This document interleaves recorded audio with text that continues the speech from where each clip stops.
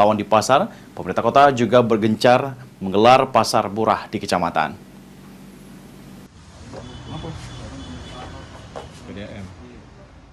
Harga sejumlah bahan kebutuhan pangan di Kota Palembang terus merangkak naik jelang libur Natal dan Tahun Baru. Meski harga pangan seperti telur dan daging ayam potong mengalami kenaikan harga, namun pemerintah Kota Palembang berupaya agar stok dan pasokan tetap dalam kondisi aman. Satgas Pangan Kota Palembang akan melakukan pemantauan di sejumlah pasar tradisional dan agen sembako. Pantauan dilakukan untuk menjaga stabilitas harga menjelang Natal dan Tahun Baru.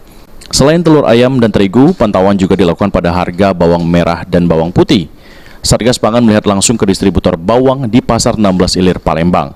Meski permintaan masyarakat untuk bahan pokok akan meningkat menjelang akhir tahun ini, namun pihak distributor telah diminta untuk menambah pasokan. Pemerintah kota melalui Dinas Perdagangan juga akan melakukan koordinasi dengan Bulog terutama dalam pengadaan beras dan tepung terigu.